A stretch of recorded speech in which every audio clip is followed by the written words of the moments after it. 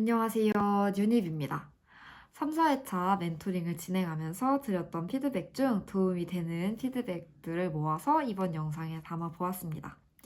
영상에 활용된 자료는 초인공에 업로드할 예정이니 필요하신 분들은 카페에서 유닙 검색하시고 받아가세요.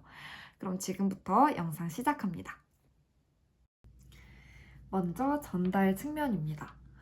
이번 3회차, 4회차의 멘토링을 진행하신 두 분이 공교롭게도 되게 다 전달을 굉장히 깔끔하게 말을 하시는 편이었어요. 논지도 정말 잘 들리게 전달을 하셨고, 그리고 문장 길이들도 그렇게 길지 않아서 정말 잘 전달이 됐다고 두 분 다 느꼈거든요. 그래서 이번에는 뭔가 교정하는 내용보다는 이런 부분들이 좋았다. 어떻게 하면 좋은 건지 그 좋은 예시를 공유하는 차원에서 설명을 드리려고 합니다. 먼저 여기 보시면 이 논지를 세 가지를 드셨는데 이 세 가지 모두를 뭐뭐한 교실의 모습을 요구받고 있습니다. 이런 구조로 다 통일을 해서 제시하셨어요. 이렇게 논지를 제시할 때 어미나 아니면 뭔가 단어, 표현들을 통일을 해서 제시를 하면 논지들이 전달이 훨씬 잘 되고 잘 들립니다.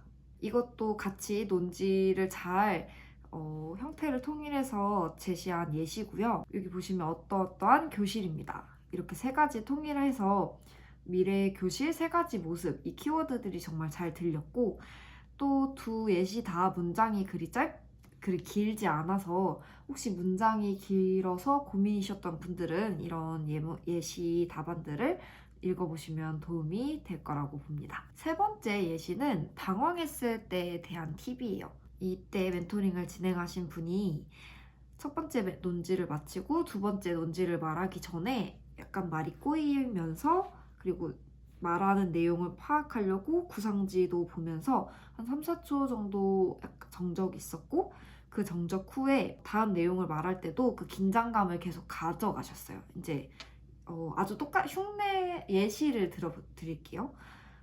탄소 중립적인 생활을 실천할 수 있을 것입니다.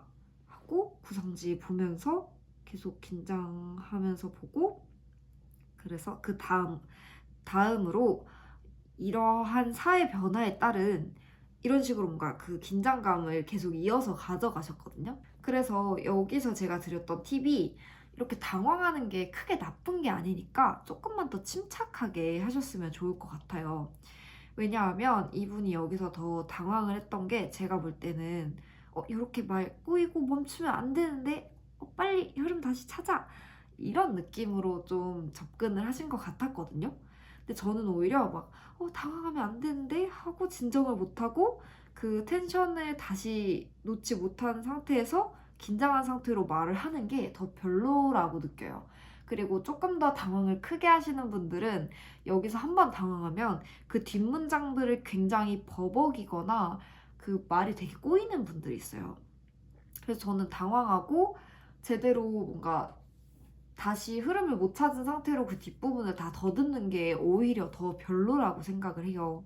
그래서 3초에서 4초 정도는 괜찮기 때문에 여기에서 당황을 했다면 그 이제 긴장감을 낮추고 흐름을 찾는 연습을 좀 하셨으면 좋겠어요. 그래서 저는 이런 경우에 당황하지 말기를 연습하진 않았어요. 당황하지 않기는 연습하기 너무 어렵거든요. 그래서 저는 당황해도 괜찮으니까 빠르게 여유 찾기를 연습했습니다. 그래서 저는 루틴이 뭔가 말이 꼬인다, 뭔가 말을 하고 있다 이럴 때는 멈추고 미소 짓고 괜찮아 한번 말한 다음에 웃으면서 다시 답변을 이어갔어요. 이때 왜 표정 미소 짓는 걸 추천드리냐면 단순히 좋은 인상을 위해서가 아니라 이 굳은 표정을 다시 웃게끔 만드는 게 마음을 가다듬는 데도 되게 도움이 돼요. 제가 실제로 스터디 원가도 근데 이 표정 이렇게 하는 게 마음을 좀 가라앉히는 데 도움이 되는 것 같다 이런 얘기를 주고 받았었거든요. 그래서 여러분도 뭔가 당황했을 때 조금 더 이 긴장감을 내려놓을 수 있는 여러분들의 루틴을 좀 만드셨으면 좋겠어요.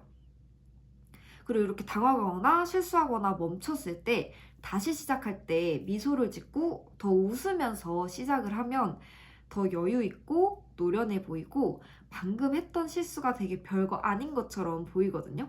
그래서 여러분들도 실수를 했다면 마음을 잘 가다듬고 오히려 활짝 더 웃으면서 뒤에 내용을 다시 매끄럽게 이어갈 수 있는 그런 연습을 하셨으면 좋겠습니다. 그리고 여기 하지 마세요 이 부분은 즉답형 이제 부분에서 실수하셨거나 이제 하면 안 되는데 깜빡하셨던 내용을 모은 건데요. 여러분들도 되게 쉽게 할 수 있는 실수이니까 선생님들도 혹시 내가 하고 있지는 않은지 생각하면서 들으시면 좋아요. 우선 여기서 이 문제가 학부모에게 자신의 학급 운영이나 당부 말씀을 말을 하는 거여서 이분께서 실제로 말하는 것처럼 컨셉을 잡고 말을 하셨어요. 그래서 학부모 여러분들 안녕하십니까? 3학년 1반 담임을 맡은 땡땡땡입니다. 이렇게 본인 실명을 말을 하시더라고요. 근데 여러분 실제로 시험장에서 절대 본인 개인정보 드러내시는 이런 표현 안 됩니다. 그래서 이럴 때는 뭐 가명을 쓰거나 아니면 3학년 1반 담임을 맡은 예비번호 7번입니다. 이렇게 말씀을 하셔야 해요. 은근 이게 이런 이름을 말할 수도 있는 문제를 연습할 때 많이 못 마주쳐서 깜빡하는 유의사항이 될 수 있거든요. 그래서 완전 머릿속에 이름 말하면 안 돼. 이렇게 딱 박아 놓으시는 게 좋습니다. 그리고 두 번째는 우선 여기서는 즉답형에서 오히려 본인의 뭔가 까딱거린다든지 손을 많이 움직이게 된다든지 하는 나쁜 습관들이 더 잘 보이거든요. 특히 뭔가 말을 할 때 꼬이거나 잘 풀리지 않을 때 본인의 더 나쁜 습관들이 잘 튀어나와요. 그래서 즉답형 문항에서 자세 고정시키고 손 같은 것도 당황하면 이렇게 올라오시는 분들 있으세요. 그래서 저는 손위치를 아예 배에 고정시키고 했었어요. 그래서 여러분도 손 위치 이런 거 아예 고정시키고 연습을 하셨으면 좋겠고, 아이들에 대한 경험을 얘기하실 때 뭐 특정 초등학교라든지 아이의 이름 같은 경우는 말하는 게 위험할 수 있다고 저는 개인적으로 생각을 해요. 그래서 이런 아이들의 개인정보도 말을 하지 않는 것을 추천드립니다. 네, 전달 측면은 여기까지였고 이제 내용 구성 측면 다뤄볼게요. 우선 제가 이번 멘토링에서 활용했던 문제는 서울 기출은 아니었고요. 경기 기출에서 미래교실 모습과 이에 요구되는 교사의 역량을 경기혁신 3.0과 관련하여 말하라는 문제를 제가 경기혁신 3.0이라는 부분만 편집을 해서 활용을 했어요. 왜냐하면 저는 개인적으로 미래교육이라는 주제가 한 번쯤은 면접에서 나올 법한데 작년에도 나올 법했는데 뭔가 코로나 때문에 밀린 게 아닌가 하는 혼자 생각을 하고 있거든요. 그래서 미래교육이 좀 중요한 주제라고 생각을 해서 이렇게 구성을 해봤습니다. 여기서 제가 예시 답안을 구조를 했는데 우선 이 문제에서 논지 가지수를 요구하지 않았어요. 3가지씩 말하라 하지 않았는데 이런 경우에도 웬만하면 3가지가 안전합니다. 그리고 논지 2가지가 연결될 수 있는 내용이라면 연결되게 제시하는 게 깔끔하게 전달이 돼요. 메이커 교육이 활성화된 교실 했으면 이제 두 번째 논지의 첫 번째는 협력적 글자를 키워내는 역량, 이렇게 매치가 되게 대응이 되게 말을 하시는 게 좋습니다. 그리고 내용 구성에서 제가 항상 드리고 싶었던 말씀인데요. 문제를 보셨을 때 문제에서 보고 싶어하는 지원자의 역량이나 보고 싶어하는 모습에 대해 생각을 해보고 연습을 하셔야 해요. 그래서 특히 구상형은 시간이 있으니까 문제를 꼼꼼히 읽는 습관과 함께 내가 준비한 답안이 문제에서 보고 싶어하는 나의 모습이 맞는지 좀 점검하셨으면 좋겠어요. 예를 들면 이 문제에서는 미래교육에 대해 관심이 있는지, 그리고 그에 맞는 교사의 역할에 대해 제대로 인식하고 있는지, 조금 더 나아가서 어필을 하자면 이 교사 역할을 이 지원자가 어떻게 수행할 것인지, 이런 것들을 어필하는 건데 뭔가 방향을 잘못 잡을 수 있거든요. 막 미래교육과는 조금 동떨어진 내 교직관을 어필하는 식으로 된다든지, 아니면 미래교육 관련된 시책만 줄줄이 나열하는 답변을 구성하게 된다든지, 이런 일이 일어나지 않게끔 문제에서 보고 싶어 하는 역량, 그래서 내가 그 보고 싶어 하는 역량과 내가 어필할 내용들이 일치가 되는지 점검을 항상 하셨으면 좋겠습니다. 그래서 강론 첫 번째 내용 시작할게요. 또 이제 두 분의 공통점이 시간이 좀 남는 편이셨어요. 그래서 내용이 뭔가 초점에 아주 누락된 게 있는 편은 아니었거든요. 근데 너무 간결하게 말하는 편이셔서 두 분 다 시간이 좀 남았어요. 그래서 이번 내용 구성에서는 내용을 덧붙이는 방법에 대해서 많이 말씀을 드릴 것 같아요. 그래서 사실 서울은 신층 면접 시간이 굉장히 짧은 편이거든요. 근데 신층 면접 시간이 긴 지역들이 있어요. 그 지역 분들께도 이 내용이 도움이 될 거라고 봅니다. 우선 여기서 논지 해설에서 어떤 내용을 구성하셨냐면 예시 들기로 하셨어요. 내용을 덧붙이기 위해 내가 말하는 내용에 대한 예시를 드셨는데 4차 산업혁명에 따른 다양한 매체를 활용한 교실의 모습의 예시를 말을 하기엔 쌍방향 수업과 스마트 패드는 조금 부족하다고 느꼈어요. 그래서 이런 미래교육 관련 예시를 들 때는 AI, 메이커, 코딩 교육, 메타버스, AR, VR 이런 것들을 좀 기본적으로 알고 예시로 활용하시면 이 친구가 미래교육 관련된 이제 다양한 매체나 수업 방법들을 잘 알고 있고 이런 인상을 줄 수 있습니다. 그래서 여기서도 이 부분에서도 제가 답변하셨던 이 내용에 대해서 내용을 좀 논거를 추가했으면 좋겠어서 드린 거였어요. 제가 내용을 추가할 때 좀 많이 썼던 방법은 비교하거나 한계. 그래서 일부러 부정적인 내용과 비교하는 살 붙이는 방식을 많이 썼었거든요. 그래서 저는 이분께 이제 피드백을 드릴 때 서울시 교육청은 창의성을 갖춘 미래 융합형 인재를 양성하는 것을 목표로 하고 있습니다. 그러나 교과 지식 전달의 수업만으로는 창의성을 함양하는 데에 한계가 있습니다. 이에 따라 학생의 창의성을 증진할 수 있는 이런 식으로 덧붙여 드렸어요. 그래서 여러분들도 뭔가 내가 항상 서론이나 아니면 논지 해설에서 내용이 좀 부족해. 그런 부분에서 반대 내용을 한두 문장씩 껴넣는, 너무 많을 필요는 없거든요. 한두 문장 정도 껴넣는 연습하시면 좋습니다. 그래서 밑에 예시도 읽어보시면 좋고, 그래서 이런 이제 뭐 사례들, 예시 들기나 이제 반대, 비교 이런 거 말고도 본인이 덧붙일 내용들의 어떤 종류가 있는지를 인식하고 있는 게 되게 좋아요. 저는 당연히 기본적으로 방안, 그리고 뭐 방안에 대한 설명, 그리고 내 방안의 기대 효과 이런 건 기본적으로 다들 이미 잘 활용을 하고 계실 거예요. 그래서 그거 외에 어떤 이제 카테고리들이 있는지 말씀을 드리려고 합니다. 덧붙일 때 중요성을 말을 할 수도 있고, 제가 생각하는 정보 처리의 역량은 이러한 분야에서 중요합니다. 이렇게 덧붙일 수도 있고, 그래서 여기에서 이 예시까지 구체적으로 교실 상황까지 설명을 한다면 내용이 풍부해질 수 있죠. 그리고 교사의 노력, 그리고 장점, 기대 효과, 반대 상황 가정, 아까 말씀드렸던 역할, 사회 이런 식으로 제가 덧붙이는 내용을 좀 범주화해서 생각을 했어요. 그래서 시간이 남거나 할 말이 없으면 내가 방금 여기서 중요성이랑 교사 역할은 얘기했으니까 장점이나 기대 효과를 말해야겠다. 아니면 사회에서 이런 걸 요구하고 있다. 이런 걸 말해야겠다. 이런 식으로 저는 머릿속에서 생각을 했거든요. 그래서 내용을 덧붙이는 거에도 이런 좀 루틴화된 연습이 필요해요. 여러분들도 여러분들이 자주 여기 이 다양한 덧붙임 내용들도 더 뭔가 내가 입에 달라붙게 말을 할 수 있는 그런 것들이 있어요. 그래서 이런 덧붙임 내용을 좀 범주화해서 외우시고 아예 이 카테고리 중에서 그때그때 꺼내 쓰는 연습을 하시면 내용을 덧붙이는 연습을 하는데 아주 도움이 많이 됩니다.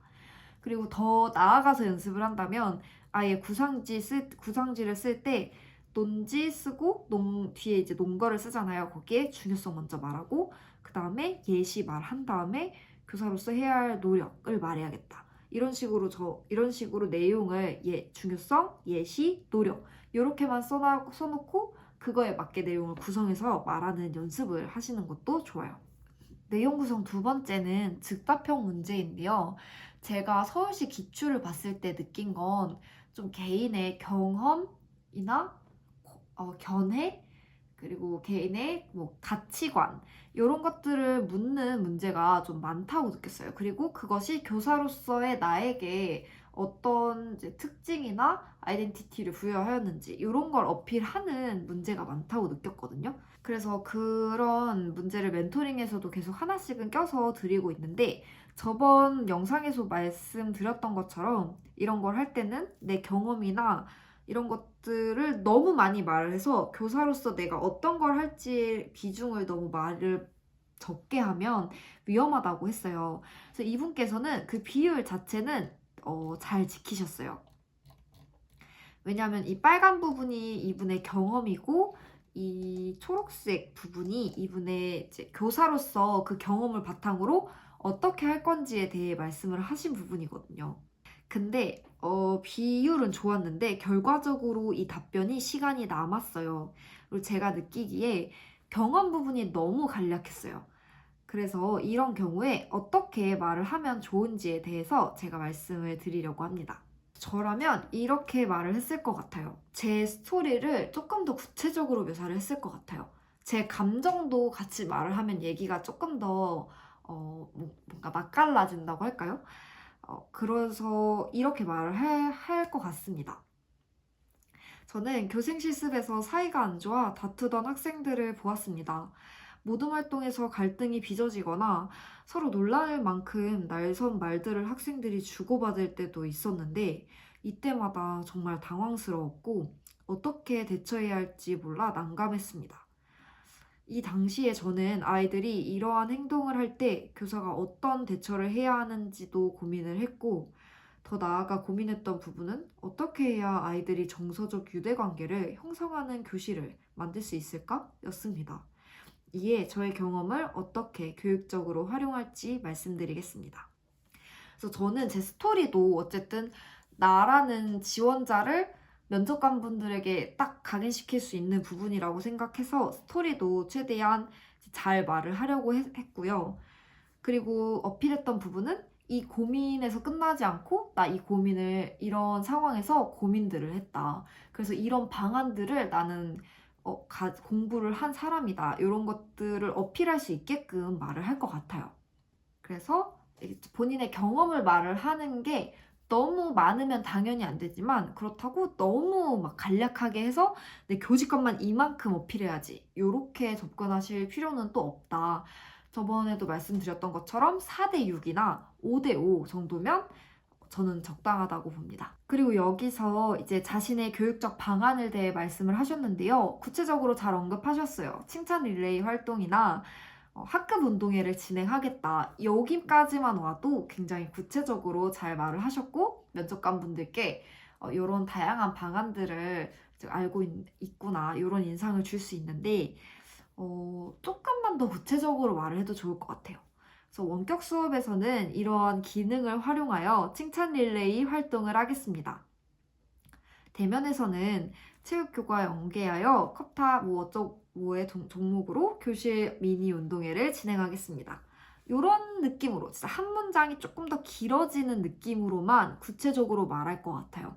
즉답형은 시간이 너무 부족하기 때문에 여기서 욕심을 내서 나의 멋진 교직관인 칭찬 릴레이를 설명하는 건 오히려 독이지만 이 정도로 구체적으로 하는 건 저는 추천합니다. 그리고 이건 다른 분의 답변이었는데요. 이분께서도 실습에서 만났던 아이와의 경험, 그리고 교육적 방안을 말을 하셨는데 이 초록색 부분이 다 교육적 방안 내용의 끝이었어요. 우선 비율 조절이 조금 안 좋았고 그러다 보니까 방안이 굉장히 뭉뚱그려졌다고 느껴졌거든요.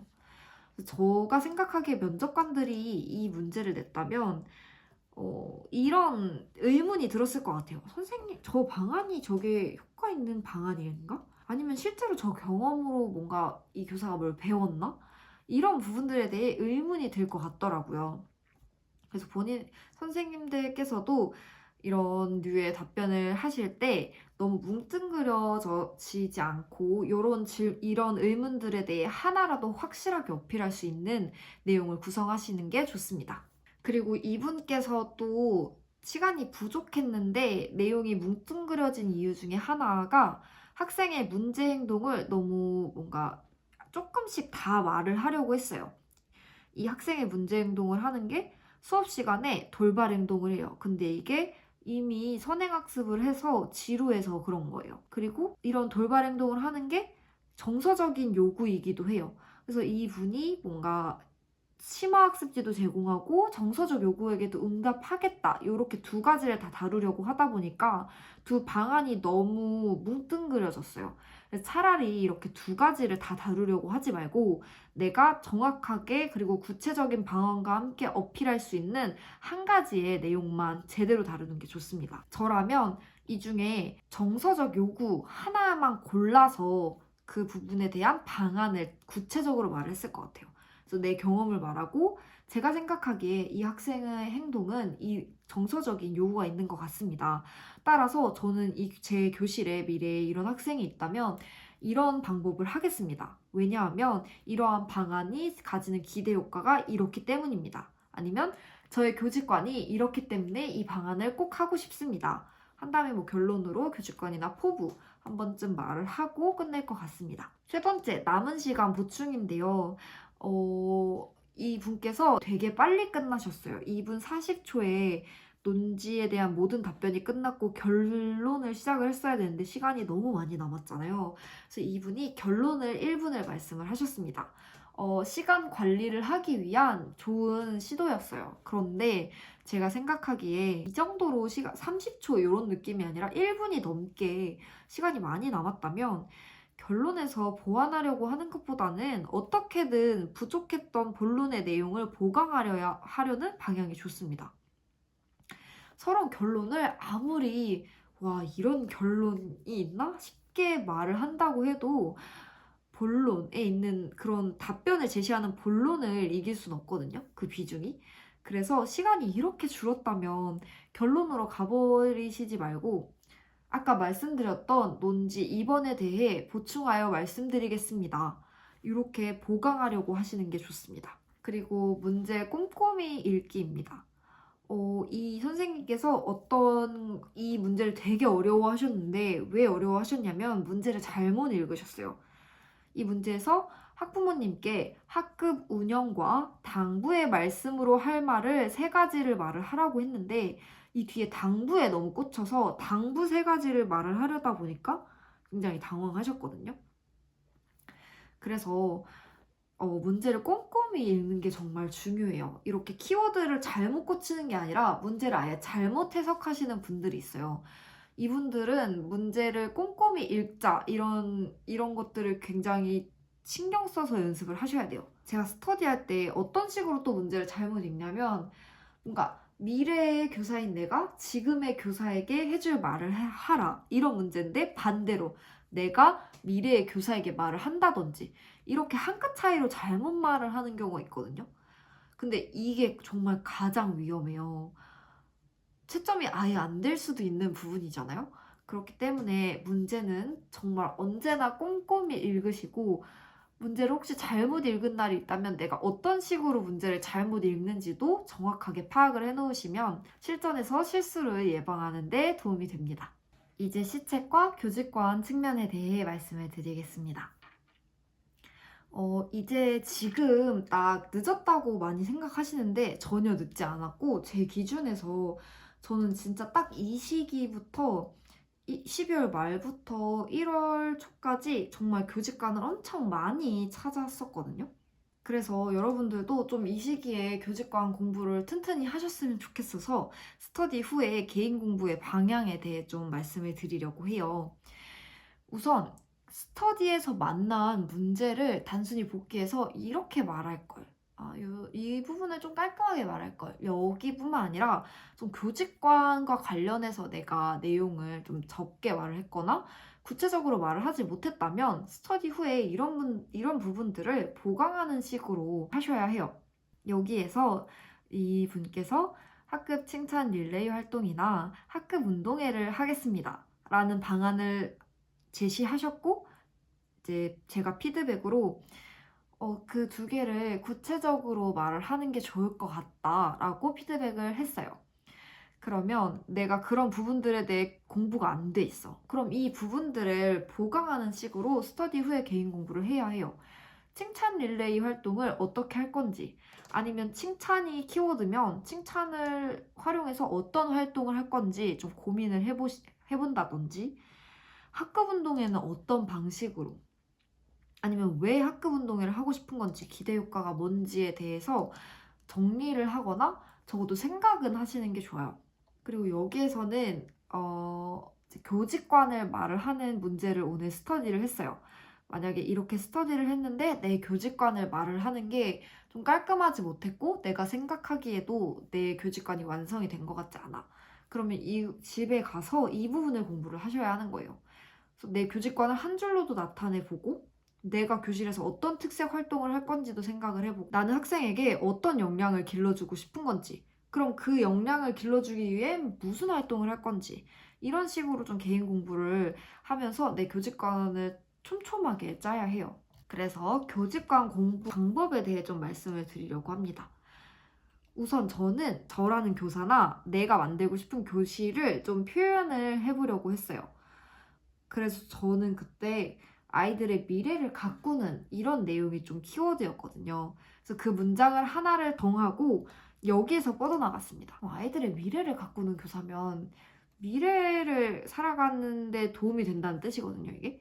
그럼 미래를 살아가는데 무슨 역량이 필요하지? 그럼 내가 이 역량을 키워주기 위해서 내가 어떤 부분을 노력을 할 건지에 대해서 생각을 했습니다. 그래서 이렇게 뻗어나가면서 교실에서 실제로 어떤 활동을 해나갈지에 대해서 고민을 해봤어요. 구체적으로 제가 예시를 들어보았고, 그래서 여러분들이 교직관을 세운다 하면 내가 나의 교실을 좀 그리는 거라고 생각을 하시면 좋을 것 같아요. 그래서 교직관 관련해서 저는 공부할 때 이 부분에 대해서 답변을 다 할 수 있게끔 공부를 하는 게 목표였거든요.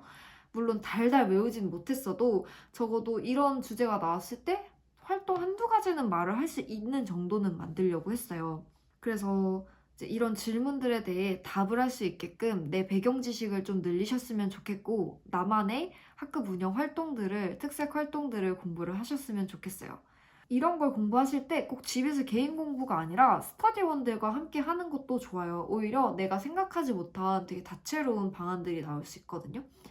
그래서 개인 공부뿐만 아니라, 그리고 꼭 같이 심층 면접을 해보는 것뿐만 아니라 이런 부분들에 대해 근데 민주시민 교육은 어떤 방안으로 할 수 있을까? 이런 부분들에 대해 짧게라도 좀 얘기를 해보는 게 도움이 많이 됩니다. 그래서 스터디원 분들과 함께 뭔가 자료를 만들어 가시는 식으로 공부를 하시는 분들은 이런 부분들에 대해 같이 고민을 하시는 걸 추천드려요. 그리고 교직관과 관련해서 말씀드리고 싶었던 건 교육청의 시책을 어떻게 활용할지도 생각하시면 좋아요. 뭔가 교직관을 어필해야 할 때 내 교직관, 그러니까 내가 짠 나만의 이 교직관도 물론 좋지만 시책에 근거한 교직관도 좋거든요. 그래서 만약에 아까처럼 학부모 설명회에서 설명을 할 때 3학년 담임이라고 가정을 하고 답변을 한다면 시책에 있는 표현으로 안녕하십니까? 저는 3학년 1반 담임 윤입입니다. 저는 올 한 해 동안 우리 반에서 창의와 공감 기반 교육과정을 운영하고자 합니다. 새로운 가치를 창출하는 창의, 함께 살아가기 위한 공존, 소통하고 배려하는 감성, 이 세 가지 역량을 키워주기 위해 다양한 활동들을 구성하겠습니다. 이렇게 말을 하고 제가 무슨 프로젝트를 하겠다, 이것을 위해서는 땡땡 공책을 쓰겠다, 이렇게 교직관 어필도 하고 그 다음에 이제 내 아이덴티티도 어필을 하는 식으로 활용을 한다면 시책도 어필하고 내가 공부한 부분도 어필할 수 있겠죠. 그래서 교직관을 세우실 때 서울시 시책을 반영해서 교직관을 세운다면 시책을 근거로 한 나만의 교직관을 어필할 수 있습니다.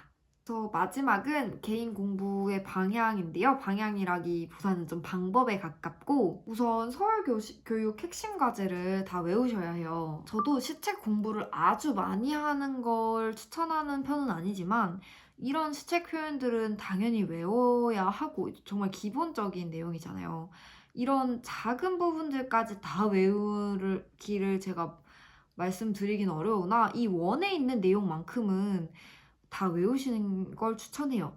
2차도 어느 정도는 1차처럼 암기를 해야 하는 부분이 분명 있으니까 이런 부분이 바로 거기라고 생각을 하고요. 그래서 이런 부분 아직 외우지 않으신 분들 있다면 이 원에 있는 표현만큼이라도 꼭 외우시길 바라고, 그리고 여기 있는 표현들을 외우면 서론에 활용하기도 너무 좋아요. 예를 들면 여기 이런 표현들로 교사는 미래교육이나 디지털 맞춤형 교육 이런 주제가 나오면 서론에 이런 표현 활용할 수 있죠. 디지털 시대 맞춤형 교육으로 교사는 학생 개개인의 성장을 책임질 수 있도록 노력해야 합니다. 혹은 이제 이 과제들을 아예 직접적으로 활용하는 표현도 할 수 있어요. 예를 들면 그 공간혁신에 대한 주제가 나왔다면 서론으로 서울교육에서는 개별 맞춤형 미래교육을 실현하기 위해 꿈을 담은 미래형 교육공간 조성을 핵심 과제로 하고 있습니다. 이렇게 서론으로도 활용할 수 있죠. 그래서 여러분들 시책 외우실 때 이런 부분들은 좀 꼼꼼하게 외우시길. 그리고 밑에는 제가 이제 추천하는 방법이에요. 우선 교육부도 검색을 해보기 되게 좋습니다.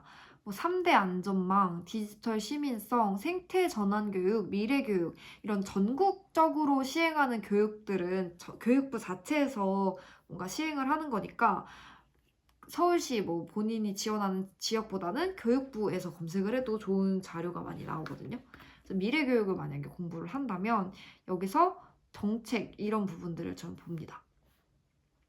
그래서 이런 다양한 글들이 있으니까요. 이런 것들도 공부하면 여러분들의 배경 지식을 늘릴 수 있죠. 그래서 이런 종합 추진 계획. 저는 추진 계획 이런 게 되게 좋더라고요. 공부를 할 때. 그래서 여러분들도 이렇게 공부를 검색을 하시면 좋겠고, 교육부도 당연히 좋지만 서울시 교육청에서도 미래교육 검색해 보시면 여기서는 저는 게시판 에서 교육정보 이런 식으로 여기 있는 여기 있는 것들을 보려고 많이 했고, 이러다 보면 가끔 얻어 걸릴 때도 있어요. 이런 프로젝트 수업 도전하기 이런 것도 전 눈에 보이면 그때그때 다운받아서 공부했거든요. 그래서 제가 아까 말씀드렸던 발전계획 이런 거. 그래서 그래서 이것도 다운받고, 그러다가 이런 거 보면 얘도 같이 다운받아서 보고 이런 식으로 공부를 했고, 그리고 제가 늘 추천하는 웹진 서울교육 웹진입니다. 우선 너무너무 좋은 글이 겨울호에도 많고, 여기만 해도 미래교육 관련된 특별 기획, 교육의 미래, AI 융합교육과 교사의 역할, 인공지능 시대 우리가 꿈꾸는 교육은, AI 교사가 도입이 된다면 그와 차별되는 교사의 역할은 뭘까? 이런 게 문제로 나올 수도 있는 거고, 그래서 이런 글들을 꼭 읽어보셨으면 좋겠어요. 그래서 비단 미래교육뿐만 아니라 여러분들이 시책 공부를 하시는 교육 뉴딜, 메이커 교육 등 다양한 주제보도 이렇게 검색 가능하니까요. 이런 주제별로 스터디원분들과 같이 좋은 링크나 기사를 공유하는 것도 좋죠. 저는 네이버에서도 검색을 되게 많이 해서 좋은 기사가 있으면 저희 스터디원끼리 정말 링크를 많이 보내줬거든요. 그래서 좋은 기사 있으면 꼭 같이 자료를 만드는 것까진 못 나가도 좋은 기사 있으면 서로 좀 공유를 하는 그런 분위기를 만들어 나가시는 것도 좋습니다. 그래서 제가 이번에도 검색을 할 때 교육 뉴딜을 검색했을 때 되게 좋은 자료를 발견할 수 있었어요. 여기 있는 이런 것들, 교육부 블로그 이런 것도 다 너무 좋고, 여기 조금 내려보면 이런 게 있더라고요. PDF 자료가 있어서 이 자료도 참고를 했습니다. 그래서 저는 이 자료도 보면서 좋은 표현들이 되게 많다고 느꼈거든요. 그래서 보시면 좋은 정책을 더 명확하게 어필할 수 있는 표현들을 제가 스스로가 공부할 수가 있어요. 그래서 저라면 이제 이런 자료를 보고 표현을 외워놨다면 이렇게 답변을 구성할 것 같아요. 첫째, 스마트 교실입니다. 교육 뉴딜에서 제시하는 미래 학교는 디지털 기반 교수학습이 가능한 스마트 교실을 포함하고 있습니다. 이러한 교실에서는 인공지능, 사물인터넷 등 4차 산업혁명에 걸맞은 인재를 양성하는 데에 적합한 기술과 디바이스, 콘텐츠가 적용된 맞춤형 교육이 가능할 것입니다.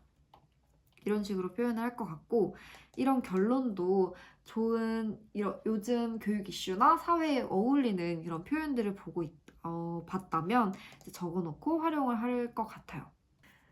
너무 드리고 싶은 말들이 많다 보니까 계속 횡설수설하게 돼서 조금 아쉬운 부분들이 많은데, 혹시 이해가 가지 않으시거나 궁금하신 부분이 있으시면 언제든지 편하게 댓글 주세요. 그럼 이번 영상도 여러분들의 심층 면접 준비에 도움이 되길 바라며 저는 다음 영상에서 뵙겠습니다. 안녕!